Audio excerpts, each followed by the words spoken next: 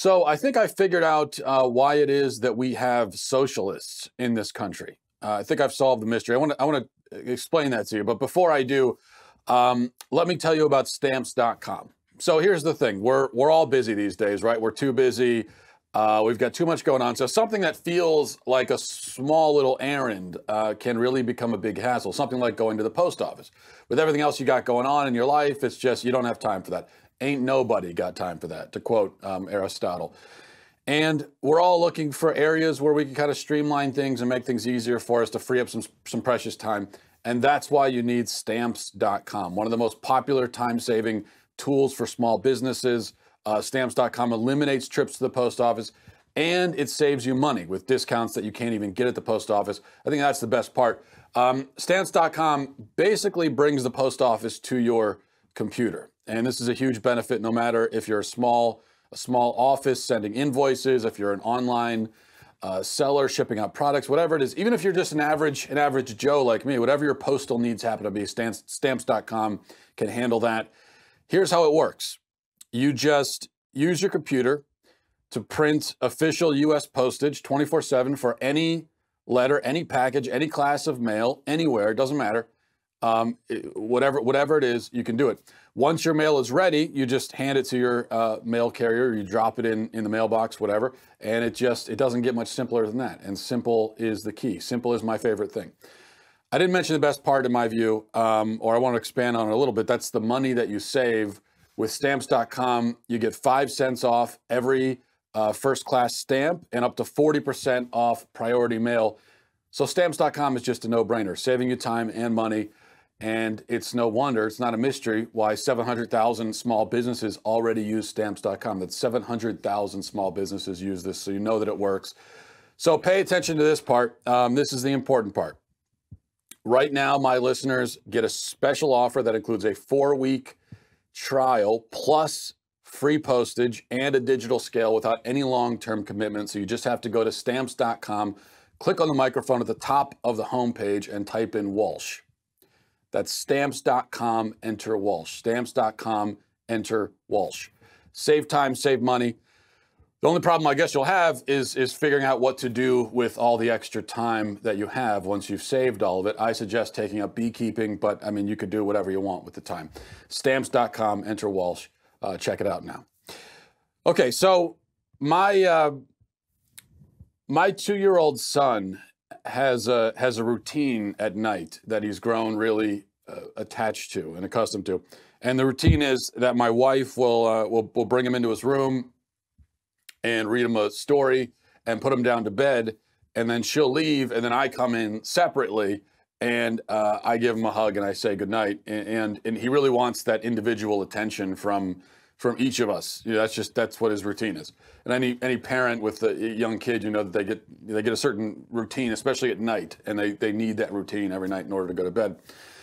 And what I do is, I go in there and I give him a hug, and I always ask him. Every night I ask him, what did you do today? That was the question I ask him every night.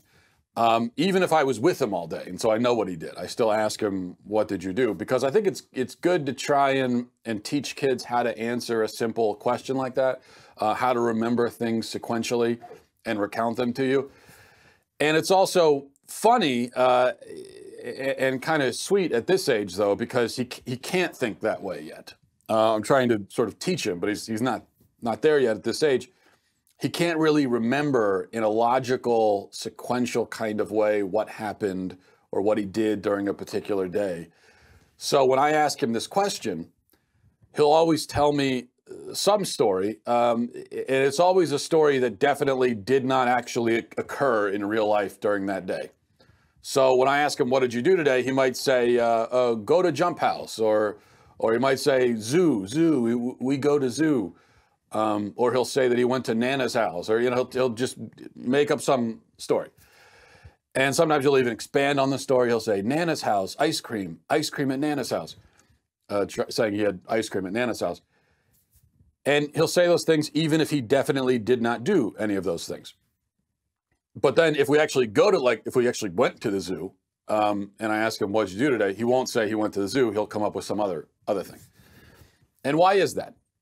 Well, because kids when they're 2 years old, right, they can't distinguish what they wish was the reality from what actually is the reality. They literally cannot tell the difference. So for him, when you ask him, what did you do today? What he hears is, what did you wish you did? Or what would you like to have done?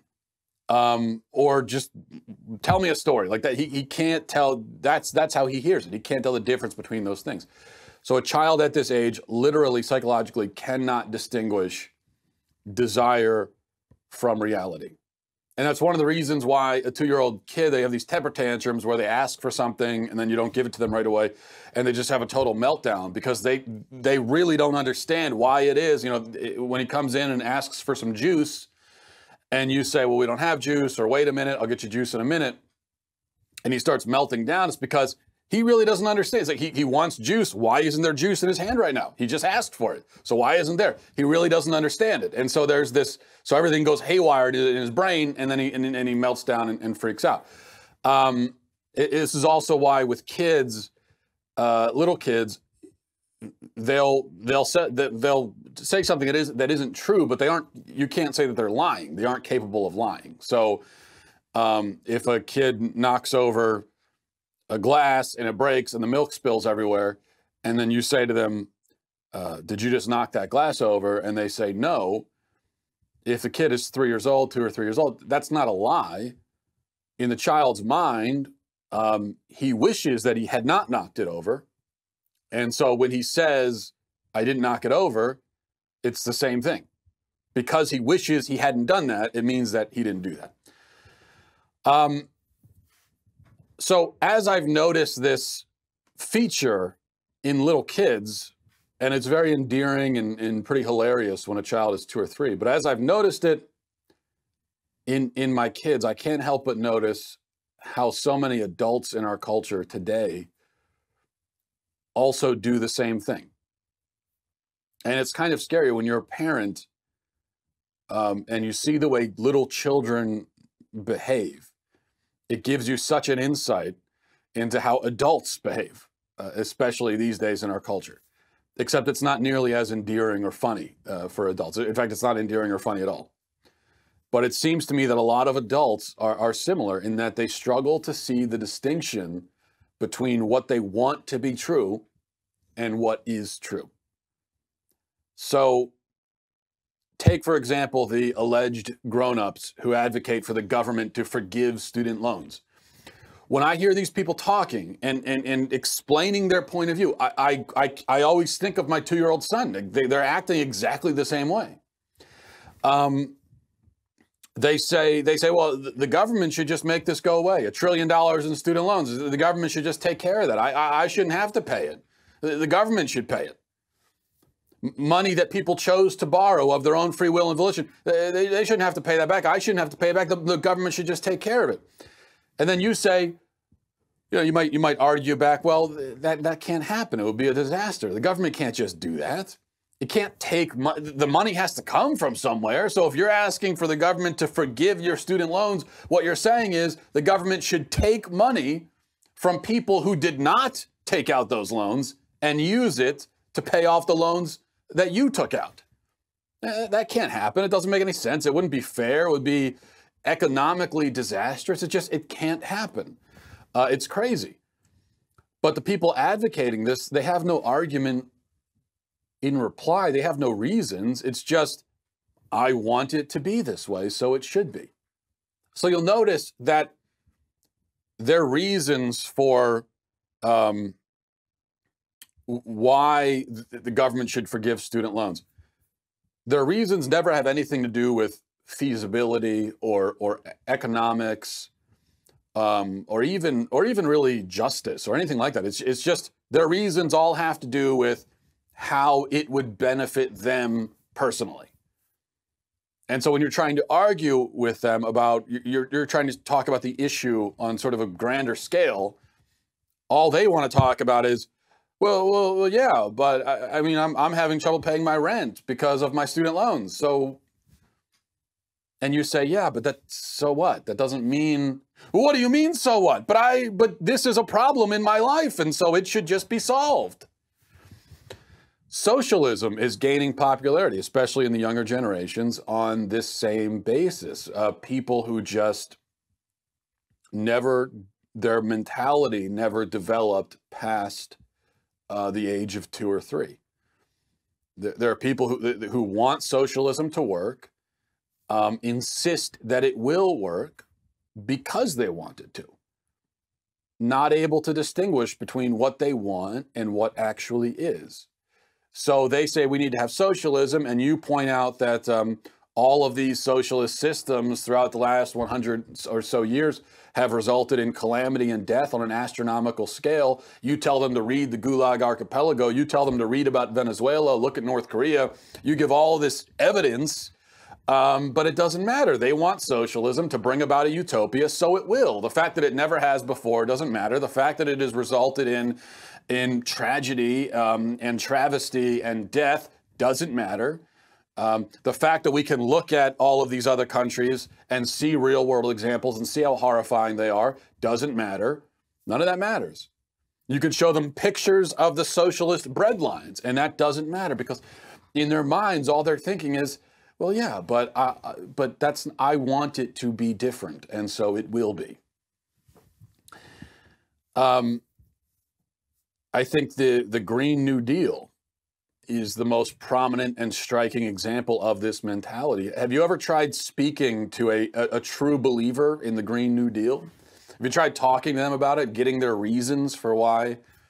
And you try to explain, say, well, it's just not possible. We can't abolish air travel and retrofit every single building in the country and, provide everyone an income, even if they're not working. We just can't do that. It just, the money doesn't exist for it. It would be, to even try would be a disaster. But there's this disconnect, because all they're thinking is, yeah, but how great would it be if it did work? And because it would be great if it did work, then it will work.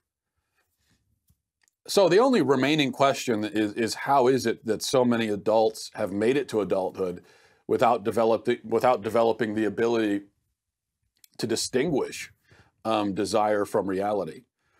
And I really have no groundbreaking answer to that. I think that this is just what happens when kids are never told no, never disciplined, never given any boundaries, never taught to cope with disappointment. If you raise a kid like that, they will likely end up in jail or a socialist. And as a parent, I'm really not sure which I would prefer, but I think maybe I'd prefer the former, to be honest. But this is just what happens. If I can look at my 2 or 3 year old child and see and make these comparisons between him and adults, well, that just shows you. It's like if it's very cute right now at 2 or 3, but if I never teach him how to actually cope with reality, then that's where it's going to end up. All right.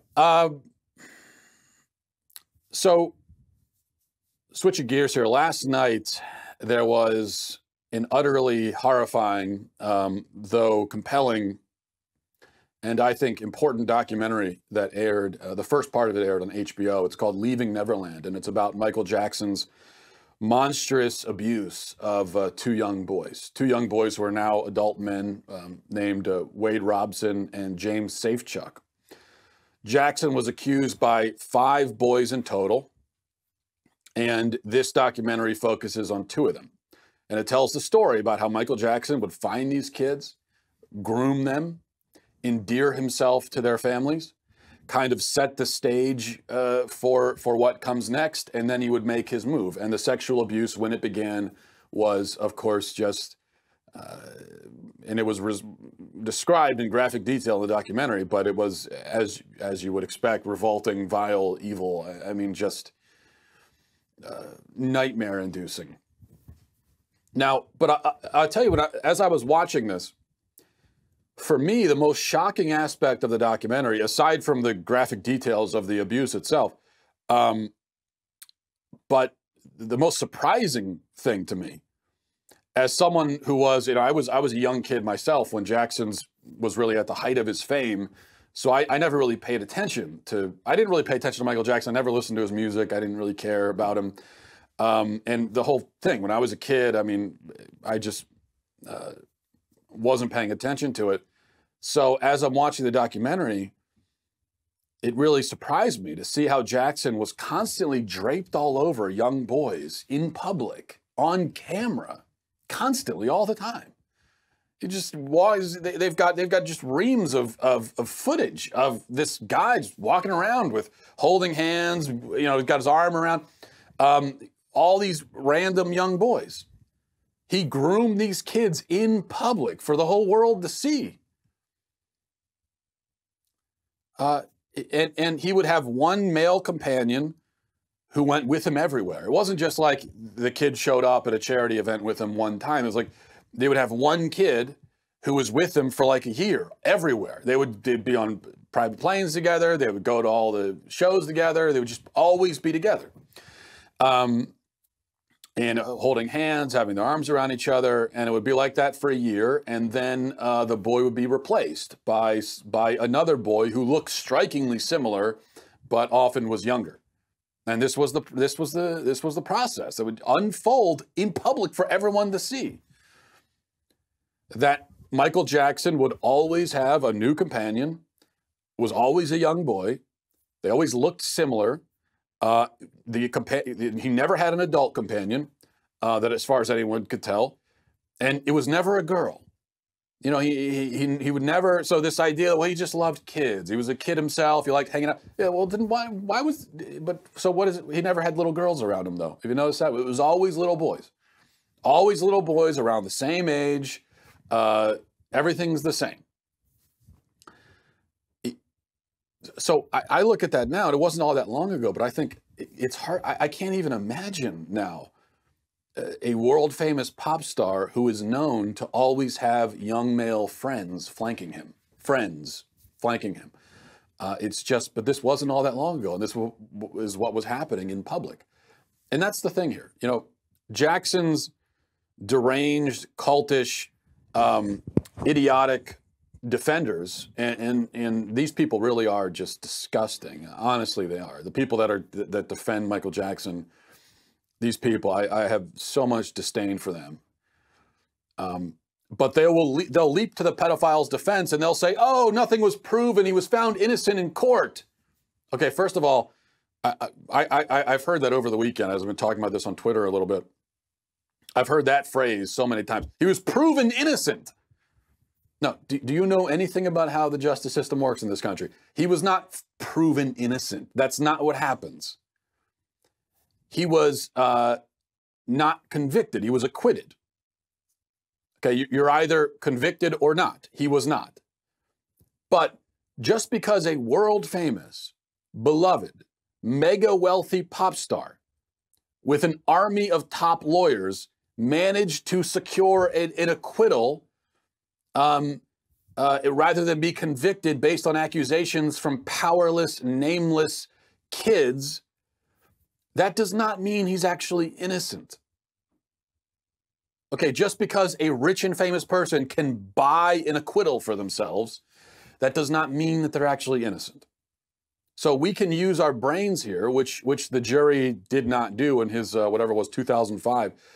In that case, the jury didn't use their brains, but we can use our brains and we can see the truth plain as day. So this is the point. Even if you think it's possible that 5 boys would all accuse him falsely, all telling remarkably similar stories, even if you think it's possible that they're all lying. And really, look, people are falsely accused.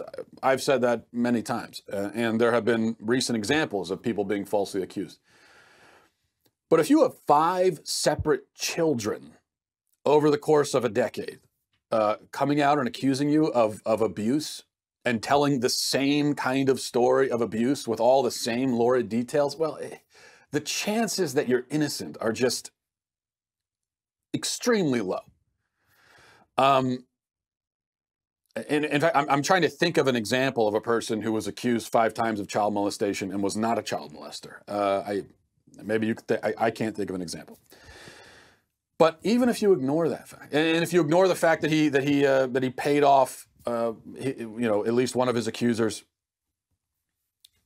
So even aside from that, we can still convict him in the court of public opinion based on the undeniable and proven facts. So forget about accusations for a minute. There are some undeniable proven facts that even Michael Jackson admitted to. Fact number one, Michael Jackson, a grown man, would seek out young male companions. Fact number one. Fact number two, Michael Jackson, a grown man, would invite these companions over to his house, which was filled with toys and amusement park rides. And he would endear himself to their families, and he would give their parents money and lavish trips and all this kind of stuff. Fact number three, Michael Jackson, a grown man, would invite these young boys into his bed. And this is something that he admitted to on TV. You could watch the footage. Fact number four, that bed where Michael Jackson, a grown man, slept with young boys was also right next to his stash of bondage porn.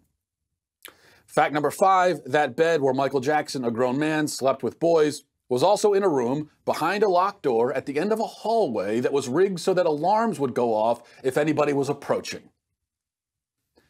Now, those are all established facts, absolute 100% facts.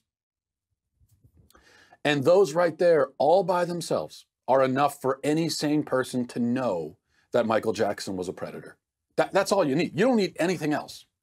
Those facts alone tell you everything you need to know, unless you are a total, absolute moron. And then you add in the fact that, what do you know, 5 of those young boys that Jackson shared a bed with just so happened to accuse him of abuse. And they all told remarkably similar stories, and they even described his porn collection, and they even described his genitalia. When you add those things in, well, then it just becomes overwhelmingly clear. But my point is that even if no child had ever come forward and accused him of anything, I would still say, based on the facts listed before, I would still conclude that this guy was a predatory creep, even with no accusations, because there is no other rational explanation. A grown man who seeks out young boys, befriends them, then invites them into his bed. There is no non-horrible explanation for that. None. At all. And we all know that. That's the thing. Even if you are a moronic Michael Jackson defender, you know that if anyone not named Michael Jackson, if let's just say Bob Smith or William Jones or Frank, whoever, had a habit of making friends with 7-year-old boys. Let's just say that there's a guy in your neighborhood. Let's say all the same facts apply, the same basic facts, except it's not Michael Jackson, it's Bob Jones, and he lives in your neighborhood. Bob Smith, and he lives in your neighborhood. Okay? Let's say there's a guy, Bob Smith, lives in your neighborhood, and he likes to befriend 7-year-old boys. And he always has a different 7-year-old boy companion who are not related to him. Not like that's his son or even a nephew or just random boys.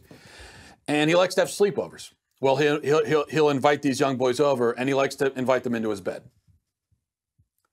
Now, if those are all facts about Michael Jackson, if those are facts applied to Bob Smith in your neighborhood, you would know with absolute certainty that he was a creep.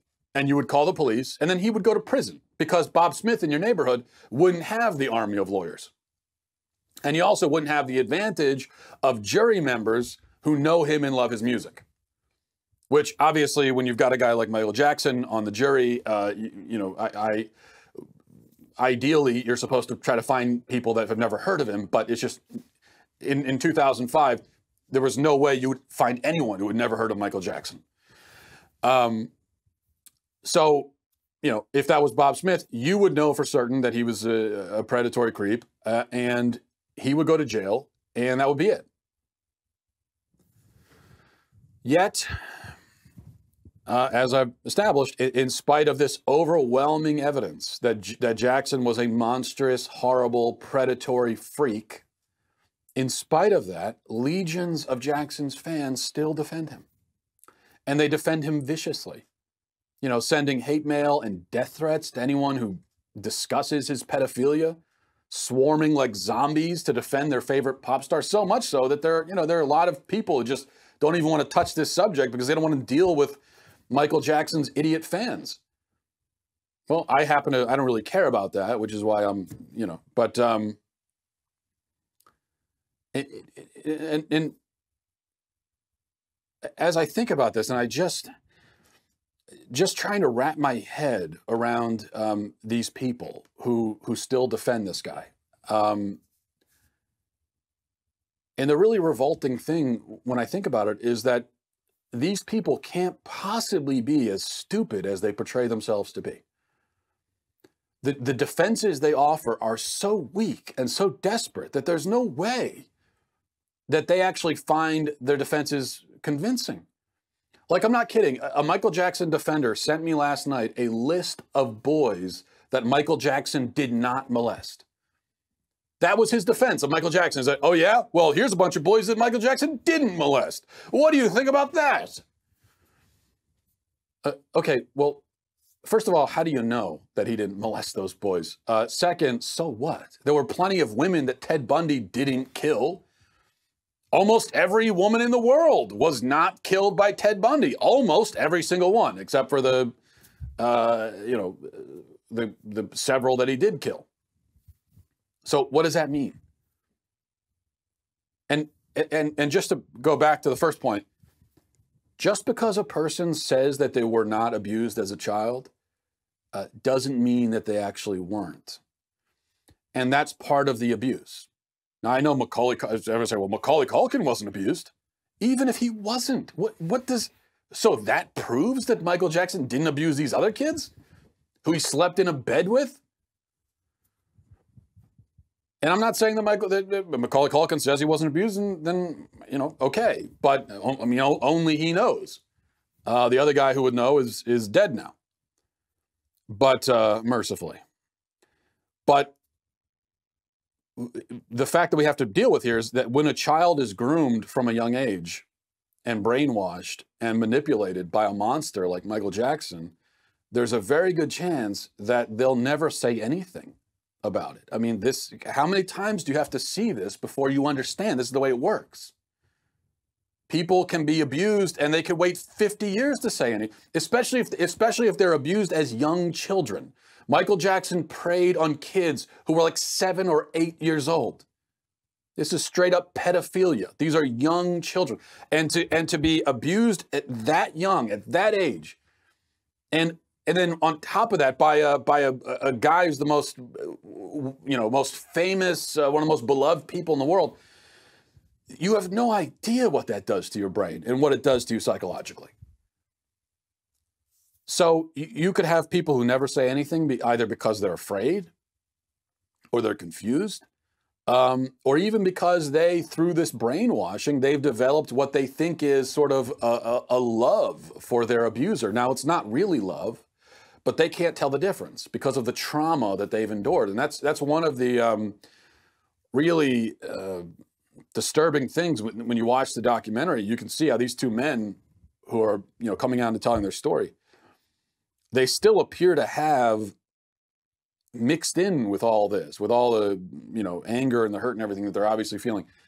There's also appears to be some kind of like almost affection that they still have for Michael Jackson. And when they you could tell that they almost are at certain points they're looking back sort of fondly on certain aspects of their memories. And that just shows you that's the trauma that abuse does to a person, especially when it happens at that age, when they're so young. So when Jackson's brainless defenders say, well, why did some of the accusers recant? And then later on, they started accusing him again. Because they were children. Okay? They were abused children. They were terrified, confused, manipulated. And that's why. Now, the other defense that you hear is that they'll say, well, Michael Jackson was just a child himself. He was just an innocent child. And you know what? I mean, if you're going to offer that, again, if that's your excuse for a guy who found young boys and invited them into his bed, if your excuse is, well, he was just a child himself, then you are either incredibly, incredibly stupid, or you're not, and you know that what you're saying is crazy, yet you're saying it anyway because you're trying to find an excuse for a guy's predations of little kids because you like the way he danced. Because that's what this is really about. All these people who love Michael Jackson, what do they love about him? They love that they love his dancing, and then he made some songs they liked. That's all. It's these people didn't know him personally.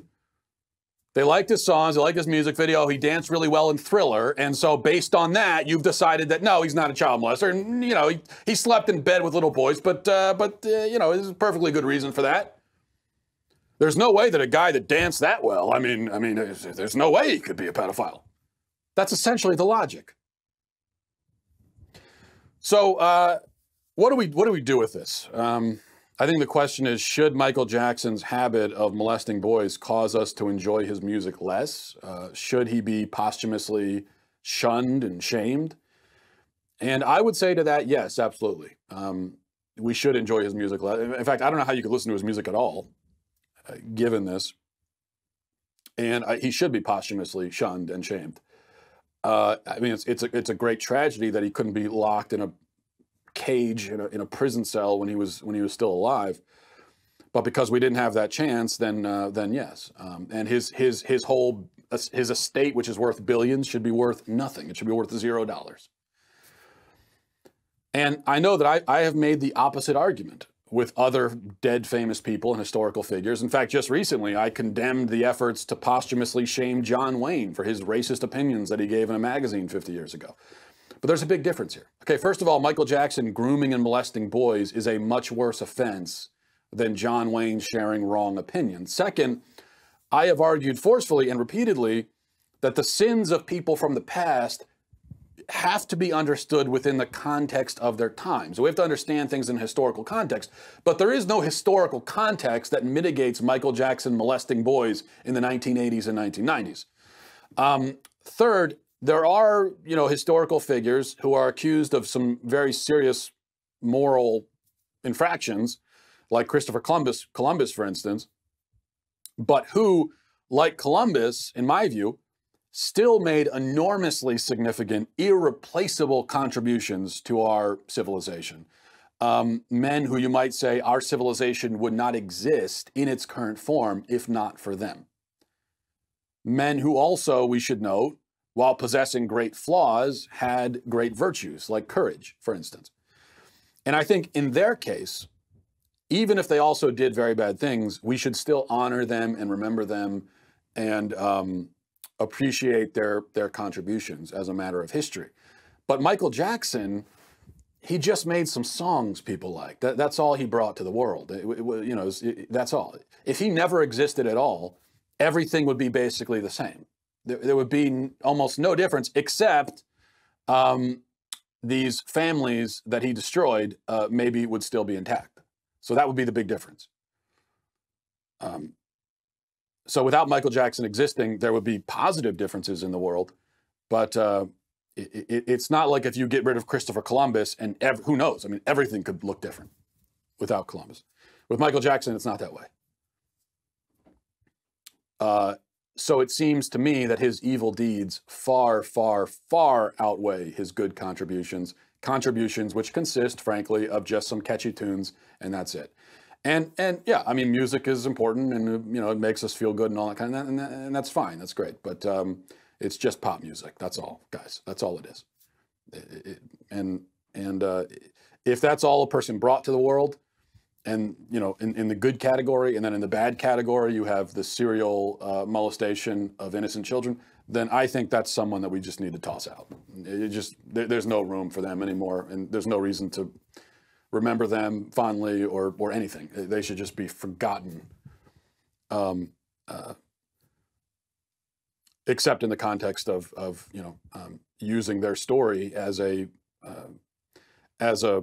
cautionary tale. And that's the other thing. That's one of the reasons why I said this is kind of an important documentary. Is it's a cautionary tale. It shows you how predators operate, how they kind of ingratiate themselves into the lives and the families of their victims, and so that's maybe the most important. That's the one service, I suppose, Michael Jackson provides us now, is that we can go back and learn something about predators. All right, let's see. One other thing. Well, there was. I wanted to mention this. I guess maybe we'll save that for tomorrow. All right. Alexandria Ocasio-Cortez has been accused of leaving a huge carbon footprint herself. Even while she's on this environmental crusade, she's still going around in SUVs and all that kind of stuff. And so I believe it was the New York Post. I don't have the article in front of me, but the New York Post did an article about her own carbon footprint and how it's much bigger than the average person. And so we'll talk more about it tomorrow. I do think that that is an important point. It seems almost like a cheap kind of thing now, because we hear this over and over again. Like we get it by now. It's almost redundant that these environmental crusaders, Al Gore flying around the world in his private jets and so forth. So we know all that. But I do think it's an important point, because when you look at these prominent environmental crusaders and you see that almost all of them are not only leaving a carbon footprint, not just a carbon footprint that's about equal to everyone else, but a much larger one, I think when you see this pattern, you begin to suspect that almost all of the people who are at the forefront of this movement, almost all of them must not really believe what they're saying. And so when all the people at the forefront of a movement don't believe what they're saying, then that might tell you something about the movement itself. But we'll talk more about that tomorrow, because I wanted to get to some of your emails. A few good comments that I wanted to read. MattWalshShow@gmail.com. MattWalshShow@gmail.com if you have any emails you want to send. This is from Paul. Says, Matt, absolutely love the show. I have to say, when you described your wife telling a story and mentioned that she was, quote, around the time of the French Revolution, I absolutely lost it and had tears streaming down my face. I was laughing so hard. I'd like to share a finding that I had as a married man. I was talking last week about how when my wife when my wife wants to relay information to me, oftentimes she'll say it in the context of a story, which is often a very good story. She's a good storyteller, but there's so much additional information she gives me that I can't focus in on the really important stuff. And then I get in trouble later on because I don't remember what she said. And I was saying how this is one of the fundamental differences between men and women, because women have great memories. And so when women are talking to each other and they relay information this way to each other in the form of these long stories with a lot of kind of superfluous information added into it, but they remember all of it. Men are different, so that's why it's important when, it's better when you're talking to a man, just make it in bullet points. Anyway, Paul says, one of the duties I had as husband when we were first married was taking out the trash. One evening, a few years into our marriage, I forgot to set the trash out, and we were stuck with a few bags for the entire week. When my wife discovered this, she exclaimed, "You never take the trash out." This struck me as odd, since I had never missed taking the trash out 52 times per year for something like 5 years. As an engineer, I frequently need to describe problems in terms of mathematical equations. So I describe this situation in terms of what I call one of the fundamental equations of marriage, which is her never equals my always minus 1. Or never W equals always H minus 1. It was around the same time frame that some guys at work wanted to go out and grab a few beers. I'm pretty sure that this was the first time that this particular situation happened in our marriage. When I got home, I heard from my wife, "You were always going out with your friends." I'm sure you see where this is going, but it ended up with one of the other fundamental equations of marriage, which is her always equals my never plus 1, or always W equals never H plus 1. I'm not claiming that these are the only equations, but they are what I've stumbled across so far. Keep up the great work. Well, Paul, you lost me on the math. Once you get into math, you lose me, because I am myself a very stupid person. but I think I know where you're going with this. The only thing I will say, in fairness to wives everywhere, is that I think the always never thing, I think both husbands and wives are equally guilty of that. That's just one of the classic things that you get in a marriage. And of course, it never helps the discussion. The moment you're going, you always do this, or you never do that. It's very, like, nobody always does anything, right? Unless you're saying you always breathe. Although if you're complaining about your spouse always breathing, then that's probably a bad sign about your marriage. But aside from something like that, no one always does anything. There is no always, there is no never. So the moment you start injecting words like that into a discussion or an argument with your spouse, then it's not going to go anywhere, because this is just completely off the rails. And the other thing, what always happens is one of the spouses says, well, you always do this. And then the other one says, okay, yeah, go for it. Give me 3 examples of me doing that thing. And they can never provide the 3 examples, right? Even though you said it was always. So, but I think men and women do that. I don't know if I don't think it's just a woman thing. I think men and women are equally as likely to throw out the always and never. All right, this is from Patrick. It says, hey, Matt, I want to start off by saying I really love your show. I appreciate what you do. I tend to agree with you on most issues, and even when I don't, I normally respect how you analyze and break down your reasoning behind why you believe what you believe. In this case, though, I feel the need to call you out about your reaction to the Kim-Trump summit that you talked about on Thursday and Friday. I applied rationality and critical thinking to this issue, and I happen to disagree with you, and I don't appreciate you impugning my character or intelligence for having a different opinion about that situation than you do. I believe that it is you who may not be objectively analyzing the facts of the situation. There is no evidence that Kim Jong-un knew about or was directly involved in the situation regarding Otto Warmbier. I think that when you get to that scale of a country, there's no one person that can know everything that goes on inside of that country. If you're somehow omnipotent or have spies in North Korea that I'm not aware of, and thus have proof that Kim Jong-un was involved in what happened to Otto Warmbier, then please enlighten us. I don't even like Trump or agree with everything that he does, but I recognize that leaders have to make hard decisions and they have to do unpopular things sometimes to get the job done. What would it gain Trump or the United States in our negotiations for trying to denuclearize North Korea for Trump to publicly call out a malignant narcissist for being a liar about a situation for which he has no proof that he is actually lying? Trump has no authority to punish Kim Jong-un if he was involved. We already have sanctions on North Korea, so other than giving some people a feeling of moral superiority, what would it accomplish? Well, Patrick, I don't know if I impugn your character. I did perhaps impugn the, maybe character is not the right word, but I did impugn something about the people who are, as I talked about on Friday, the people who are obsessed with Trump, either positive or negative, like I discussed. There are some people who will never defend Trump, will never support anything he does, and will always criticize. I know I just said we shouldn't use always and never, but in this case, I think it applies. So there are some people like that on the left, and I think that's absurd and just irrational. But then on the right, there are also people who Trump has never and can never and will never do anything that they will criticize. They'll defend everything he does. So I do impugn that. But if that's not you, then I'm not impugning you. As far as this situation, listen, yes, it's true that even a dictator who has an iron grip over his entire country, like Kim Jong-un, it's true that he can't know everything that happens. But Patrick, I mean, come on. North Korea had an American citizen in prison and they were torturing him to death. You think the dictator of the country didn't know about that? It's not like they have hundreds of American citizens.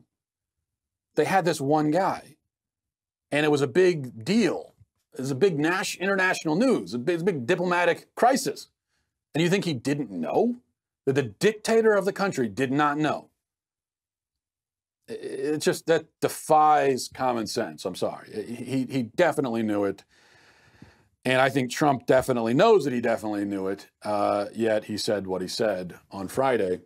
And I agree. Listen, it's not like it's not like Trump can go over there and start berating the guy publicly. As cathartic as that may be to witness, as much as I'd like to see that, I agree it probably wouldn't help. But I'm not talking about that. I'm just saying a moment of moral courage and clarity, even in an uncomfortable situation, would have been great there.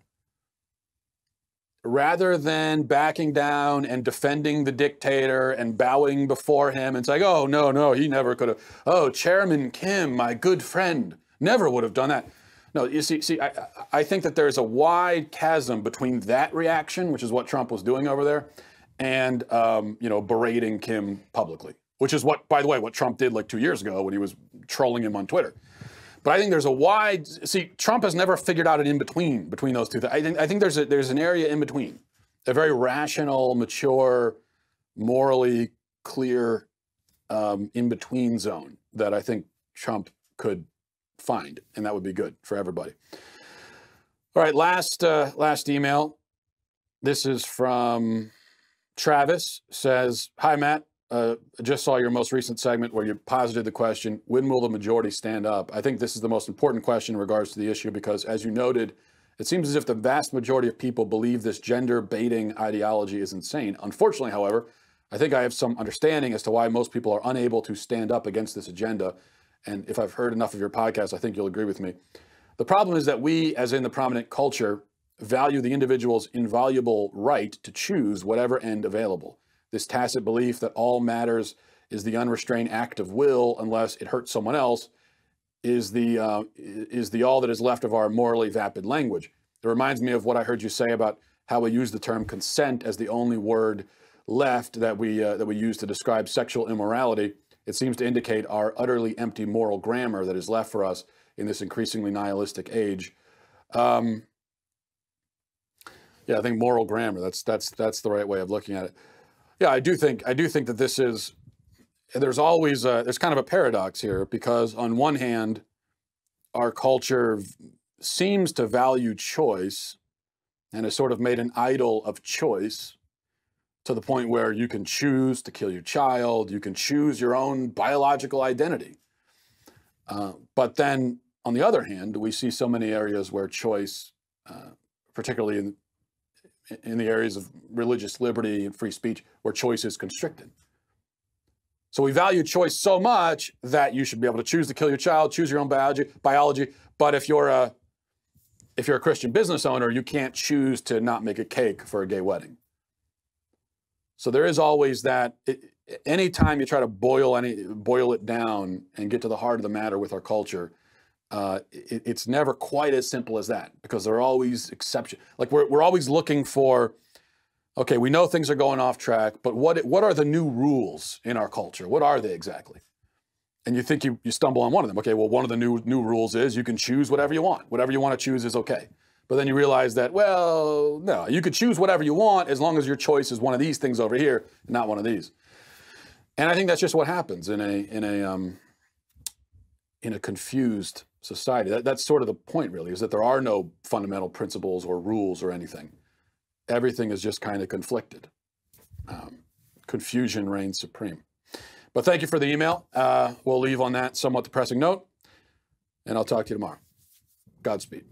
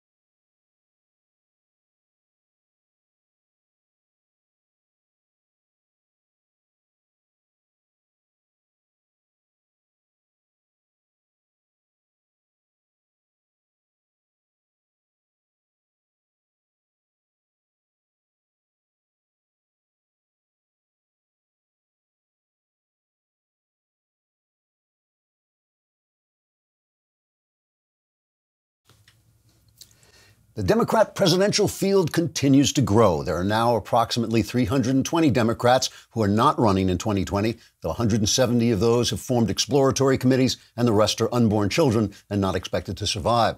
So far, the frontrunners are Julius and Ethel Rosenberg, a transgender schizophrenic who self-identifies as both members of the couple who sold our nuclear secrets to the Soviets, and psychopathic abortion doctor Kermit Gosnell, whose campaign slogan is, "Other Democrats vote for infanticide, but I've actually been convicted." Other top candidates include Minnesota Senator and Virago Amy Klobuchar. Klobuchar is running as a moderate because she feels the Green New Deal would cripple American freedom and prosperity within 10 years, whereas she'd like to wait 15. Klobuchar has been accused of treating her staff unkindly, but she says this is just sexism. In a speech delivered in a shrill, screeching voice to a cowering underling, Klobuchar said, quote, "If a man demands excellence from his workers, he's considered strong. But if a woman hits her assistant in the head with an ashtray because she put 2 sugars in her coffee instead of 1, she's considered a witch. Now fetch me a salad before I rip out your esophagus," unquote. One potential candidate who hasn't made up his mind yet is former Vice President Joe Biden. In an interview with a potted plant he mistook for Joyce Behar, Biden said, quote, "I think what the American people are looking for is a 78-year-old chief executive who's as stupid as a brick. The working folks of this country know I'm just an ordinary guy, except dumber and maybe a little more dishonest," unquote. Democrat Party Chairman Joseph Stalin, no relation, says the party must ultimately unite under the banner of defeating Donald Trump because, quote, "Trump is a horrible human being who has brought this country nothing but full employment and world peace." Actually, that banner may need a little work, unquote. Trigger warning, I'm Andrew Klavan, and this is The Andrew Klavan Show. I feel hunky-dunky, life is tickety-boo. Birds are winging, also singing hunky-dunky-doo. Ship-shape, tipsy-topsy, the world is zippity-zing. It's a wonderful day, hurrah, hooray! It makes me want to sing. Oh, hurrah, hooray! Oh, hooray, hurrah! All right, let's talk about socialism. Socialism is all the rage. Socialism is popular because capitalism works. When politicians like Bernie Sanders and pundits like Bill Maher say that Americans like socialism, they're right. The American people like getting free things, things that other people pay for, because the American people are people, and all people like free stuff. Americans also like opioids and having sex with strangers. We all like a lot of things that aren't good for us. But what makes socialism so attractive right now is that capitalism has already done so much of its wonderful work. We've got iPhones and computers, medicine, cars, poor people who are richer than rich people used to be.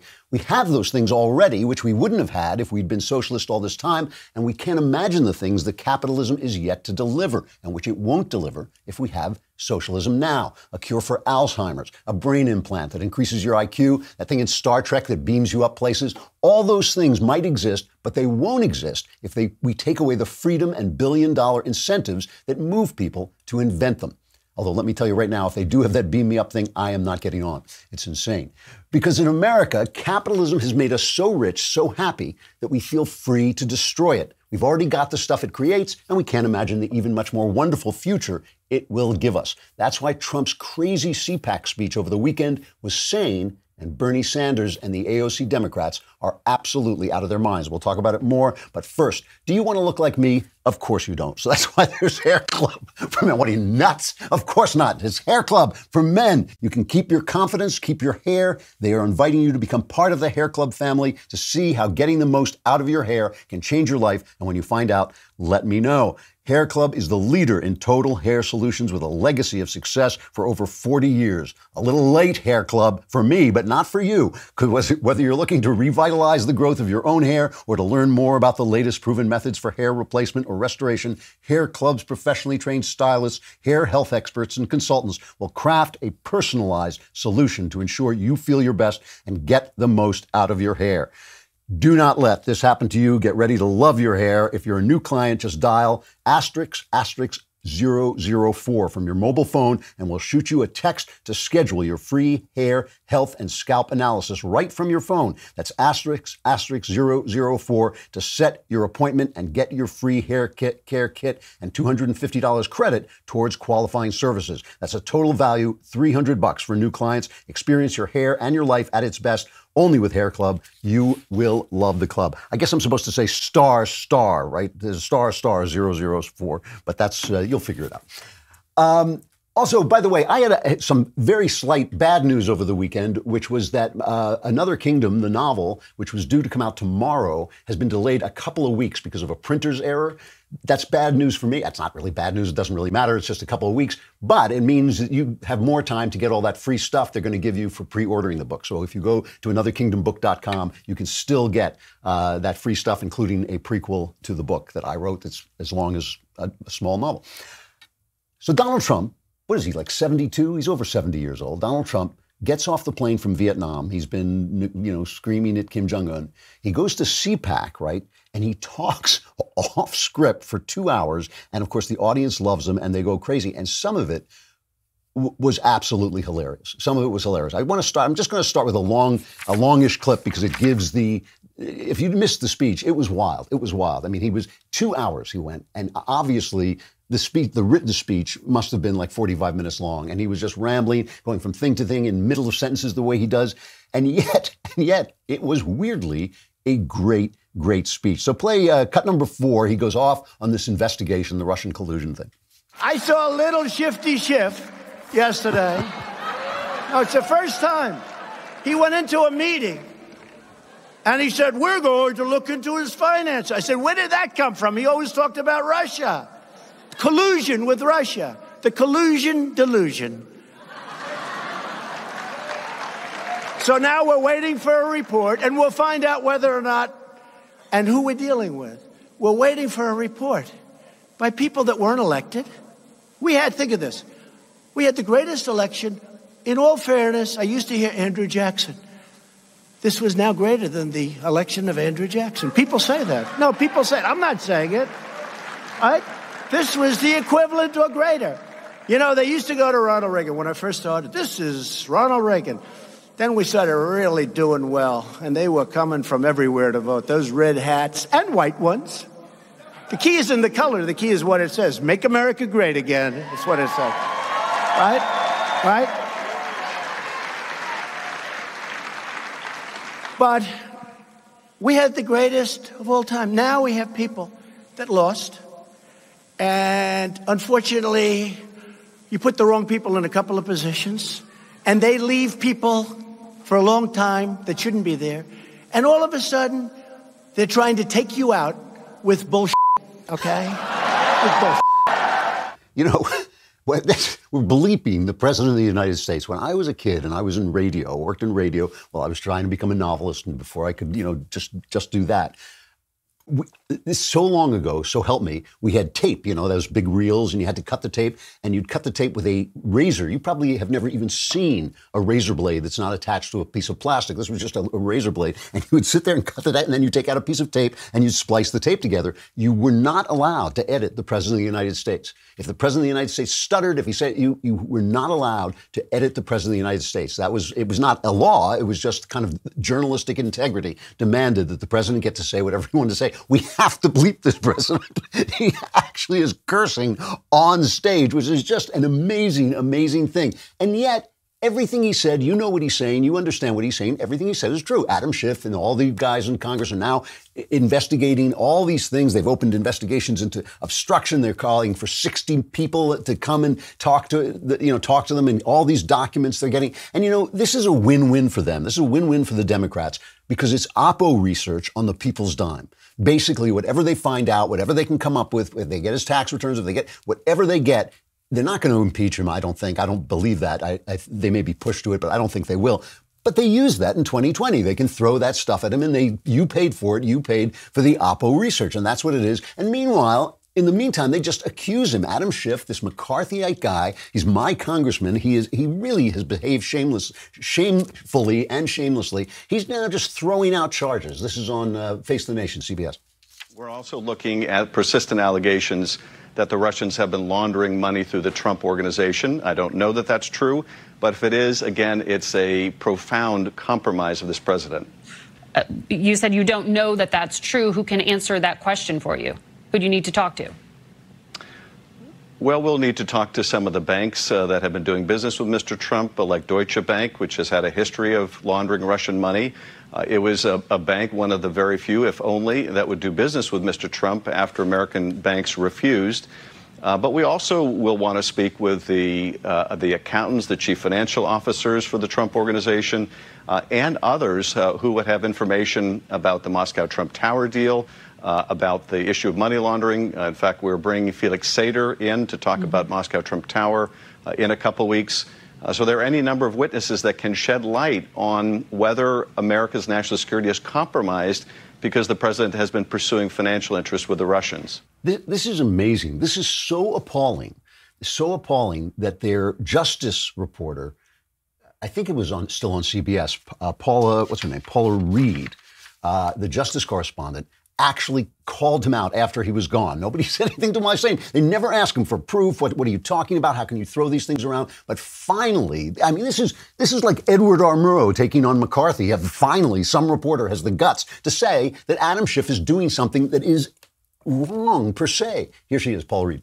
Also take issue with his claim that he has evidence of collusion. He seemed to be conflating contact with collusion. He says what happened at Trump Tower was collusion. He's pointing to emails. Nothing was exchanged there. Same with the meeting that Paul Manafort had with Konstantin Kilimnik, exchanging polling data. We know there was contact. We know that, but we don't know what they did with that polling data. So we certainly have evidence of contact, but a criminal conspiracy, so far, there has not been sufficient proof for anyone to be charged in that. And not only that, she said, when she was talking about the money laundering, she said, that's a hell of a claim to throw out there. She didn't use that language, but she said, that is a wild claim to throw out there without any proof. And Schiff does that every day, and nobody calls him out on it. And she finally did. Good for her. Actual journalism on TV. You don't see that very often. Lightstream, I know that you do this, I do it, everybody does it. You pay for stuff with credit cards. You pay for stuff with credit cards, and it doesn't feel like paying for stuff because you're not taking out your stash of gold and giving it to them. You give them this piece of plastic. Then the credit card bill comes due, and the credit card debt can be charged at an interest rate of over 18% APR. That is insane. Go to Lightstream, and refinance your high-interest credit card balances and save with a credit card consolidation loan from Lightstream, and you can get a rate as low as 6.14% APR with AutoPay. You can get a loan from $5,000 to $100,000. There are no fees. The rate is fixed on your loan. It never goes up. And when you have good credit, you deserve great service and low interest fixed rate loan from Lightstream. That's lending uncomplicated. And if you want to save even more, my listeners get an additional interest rate discount. The only way to get that discount is to go to lightstream.com/Andrew, lightstream.com/Andrew. Subject to credit approval, rate includes 0.50% autopay discount. Terms and conditions apply, and offers are subject to change without notice. Visit lightstream.com/Andrew for more information. So the press, that's the other thing about Trump's speech. He was hilarious about the press. I mean, absolutely hilarious.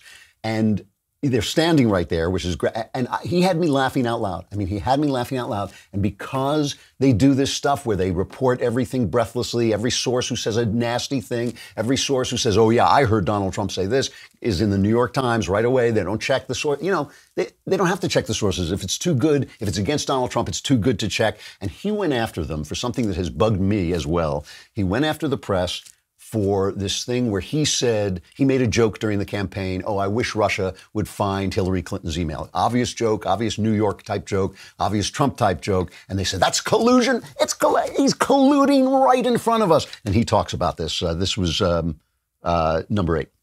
So everybody's having a good time. I'm laughing. We're all having fun. And then that fake CNN and others say, he asked Russia to go get the emails. Horrible. I mean, I saw it like 2 weeks ago. I'm watching, and they're talking about one of the points. He asked Russia for the emails. These people are sick, and I'm telling you, they know the game. They know the game, and they play it dirty, dirtier than anybody's ever played the game. Dirtier than it's ever been played. I mean, this is good stuff. He's absolutely right. They went after Michelle Malkin because she said she blamed the ghost of John McCain for not being hard enough on immigration. It's like, oh, Saint John? Say you said something mean about St. John, because in the press, the only good Republican is a dead Republican. And so they finally love John McCain, who they loved right until in the moment he was running against Obama, and then they slaughtered him. So, the fact that Michelle Malkin made a comment, that was perfectly rational about the way he was in politics, perfectly fine. But let's just end with Trump, the Trump part of this, with his thing on the Green New Deal, which was just another part, had me laughing out loud. The country's in big trouble, folks, because we have to get it back. And when I look at what's happening on the other side, I encourage it. I say, no, I think the new Green Deal, or whatever the hell they call it,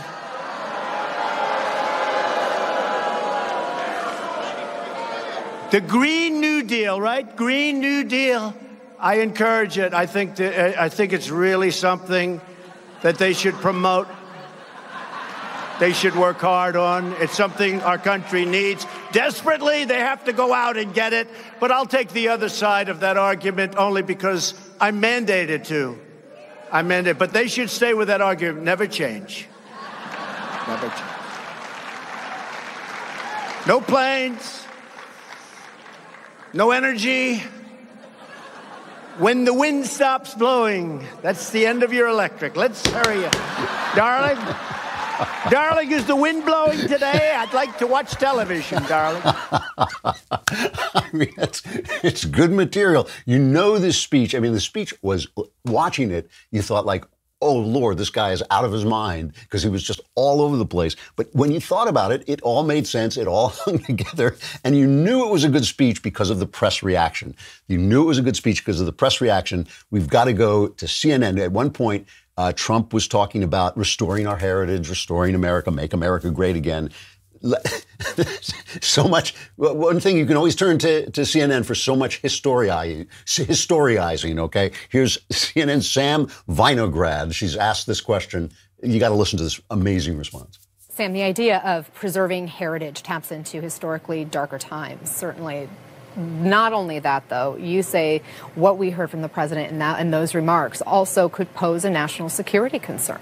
Well, his statement makes me sick. On a personal level, preserving our heritage, reclaiming our heritage, that sounds a lot like a certain leader that killed members of my family and about 6 million other Jews in the 1940s. But on a national security level, the president talks about preserving our heritage as a catch-all for implementing policies that misallocate resources. He pretends that there are massive flows of illegal immigrants coming over our borders and is spending billions of dollars on a border wall emergency instead of paying attention to real national security threats. He sounds a lot like despotic leaders that have talked about white heritage and white nationalism around the world and is putting resources in the wrong place and pretending that there are foreign people trying to influence our country in a way that just isn't accurate. So if you want to restore America freedoms, you are just like Adolf Hitler, who murdered 6 million Jews. If you say, let's restore American heritage, I mean, really? Really? I mean, that's an amazing thing. I mean, is that when Barack Obama ran on change? Was that like Joseph Stalin because he wanted to change things? It's an amazing reaction. And the question, remember, was restoring our heritage. That goes back to darker times. Like what? What darker times? When like America founded the greatest country on earth? Is that the darker time you're thinking about? Is that like, why? What did he say anything about race? Did he say anything about, Jews or anything? It's an amazing piece of video. I mean, it's amazing that CNN has that woman on and nobody says, that girl's crazy. Those two women are talking nuts. Maybe we should take them off the air and get on people who talk about the news and talk about journalism. It's incredible. It is incredible. I mean, it's incredible that Trump is cursing on stage. That's kind of incredible, but it's only incredible because he's part of the times. This is what the times are like. Everybody's cursing. Everyone's cursing everywhere. No one has a clean mouth anymore. That's just part of the times. What she is saying is literally insane. And that's the thing that gets me. Trump, his demeanor is out there. And there's just no question. You compare him to other presidents we've had, certainly recently, certainly since the war, World War II, he's just really different. He's a real character. He's an enormous, weird, wild character. And some of the stuff he says, I don't like. Some of the way he behaves, I don't like. But he's making sense. Now let's take a look at the opposition. Let's take a look at Bernie Sanders, who doesn't talk like that, who talks kind of in a normal, especially for a New Yorker, talks in a kind of normal way. He's on Seth Meyers, I believe. That's Seth Meyers, right, guys? Yeah, okay. He's talking to Seth Meyers, and Seth is setting him up. Myers is setting him up, and the audience is applauding everything he says. So let's listen to Bernie's speech. I never use the word left. Yeah. I'm a democratic socialist, so that's the way it is. But the issues that we talk about, is it left to say that in this country we should have a minimum wage that is a living wage?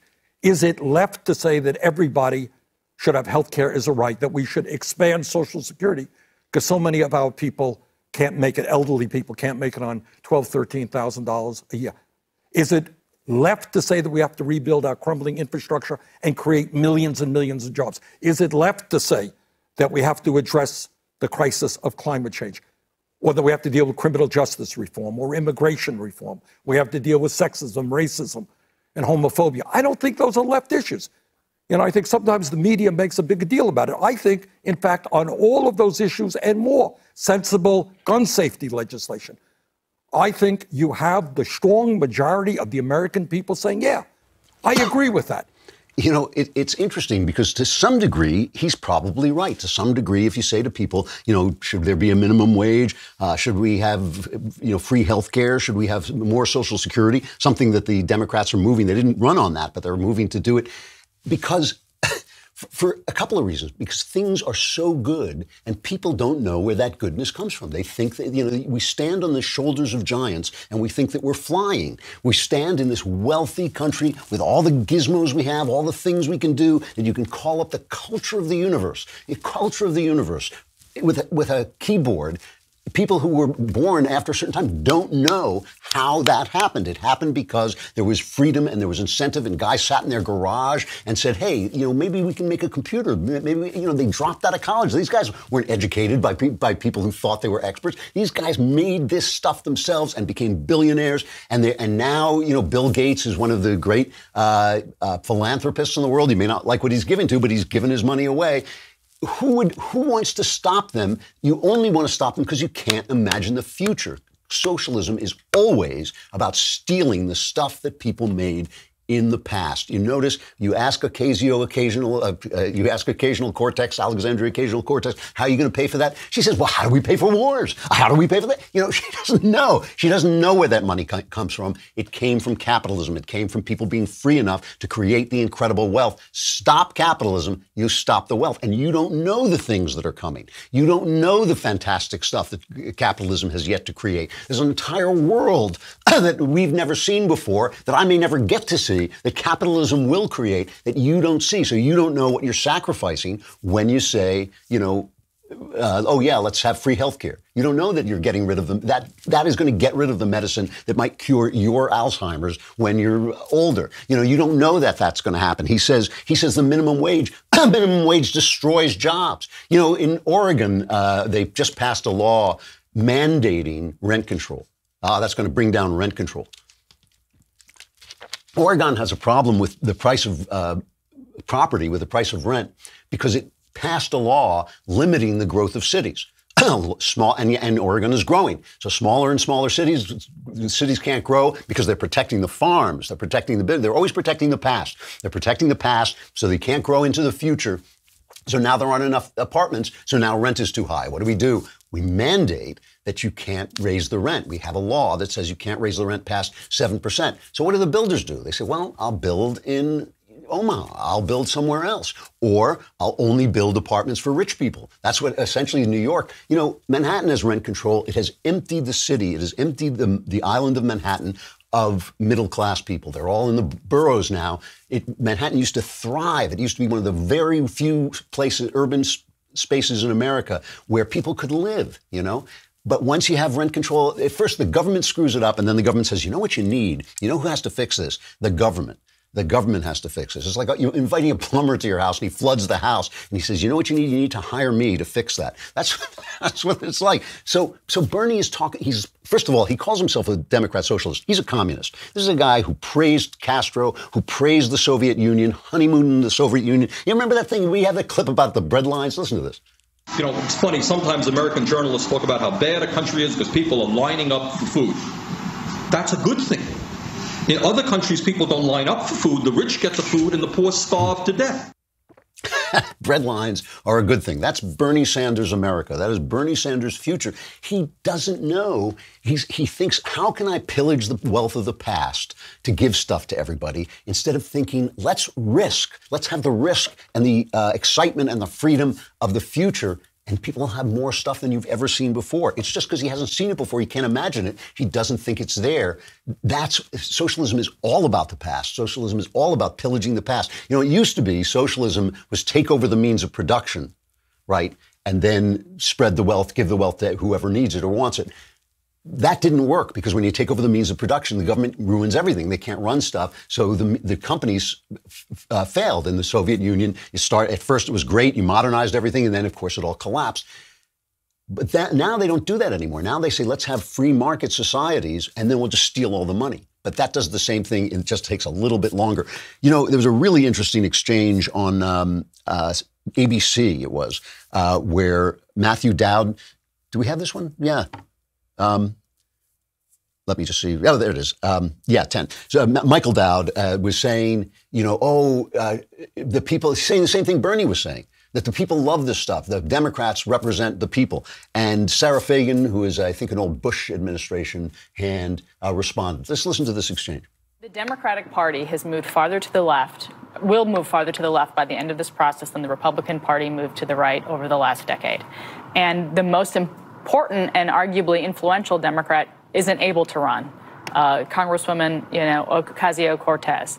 And she's the intellectual drive now on the Democratic Party. And we see these candidates falling over themselves to adopt her positions, and it's going to be very costly. Where most Democratic voters are. But where most voters are much closer to where the Democrats are than the Republicans are. Mm-hmm. Most voters support dealing with climate change. Healthcare. Most voters don't support the wall at the border. Most voters support increased taxes on the very wealthy. So all of these things, the Democrats are much closer to where the country is than the Republicans That's true in a polling context. It's not true when you lay out this policy. See, the more you know. That's what she's saying. And she's absolutely right. And that's when Bernie says, yeah, they want all this stuff. They want all this stuff. Yeah, they want opioids and, wild sex, too. But those are not things that actually help you in the future. Those are things that you want in the moment. And you think, you know what? Then in the future, I'm a dead guy and it's all unpleasant. So you don't do it. Socialism is exactly the same way. Of course you want it. It's free stuff. Why wouldn't you want it? It's just that it destroys the future that you haven't yet imagined. The New York Post ran an editorial, their editorial board, basically saying that people don't love socialism because they don't know what it is. It says millennials, ignorant of socialism's appalling economic and human rights history, increasingly embrace socialism and its naively unrealistic prescriptions for ending all human want. Yet so are a growing number of veteran Democratic pals who should know better but are clearly terrified by the growing star power of the likes of Bernie Sanders and Alexandria Ocasio-Cortez. Gallup reports that 57% of Democrats have a positive view of socialism, but do they even have any idea what they're talking about? The same poll shows respondents supporting small business and free enterprise and rejecting the idea that government is doing too little. See, if you ask people, do you want free health care? They say yes, of course. But if you ask them, do you want there to be new medicines that will cure cancer and that will cure Alzheimer's and all these things? They say yes, too. But you can't have both. You cannot have both because socialism pillages the past and leaves nothing for the future. Capitalism builds the future. They go on to say today's democratic socialists don't seem to embrace the classic definition of socialism as government controls the means of production. These socialists insist they don't support repressive states like the Soviet Union or North Korea. Instead, they point to Scandinavian-style socialism in nations like Denmark, Finland, Norway, and Sweden as true socialism. One problem is those countries aren't socialist. As Danish Prime Minister Lars Løkke Rasmussen has said, Denmark is far from a socialist planned economy. Denmark is a market economy. But those guys are inventing nothing. They invented the paperclip. They live off the stuff that we invent here because we're free. That's what they live off, It's just amazing. We're creating the future. They're just spending the money that they make, basically, so they have no future. They only have a past. Capitalism requires risk. It requires trust. It requires optimism. Socialism, it plays on fear and desire. That's what it plays on. Michael Knowles, who you may remember from last Monday, or even something else, will be with us in a moment. We're going to talk about something really interesting. Stay with us there. And also, I'm going to talk about video games all this week. At the end of the show, I'm going to be talking about my life in video games. So that's, if you're interested, hang around. We got to say goodbye to Facebook and YouTube. Come over to dailywire.com. You can stream the show live there, the whole thing, if you subscribe. If you subscribe, it allows you $10 a month, $100 for the entire year. If you come for the year, you get the Leftist Tears tumbler, which is worth $100 in itself. This is made out of pure titanium, I think it is. Yeah, it's like, so anyway, come subscribe. You get all kinds of stuff. Michael Knowles coming up.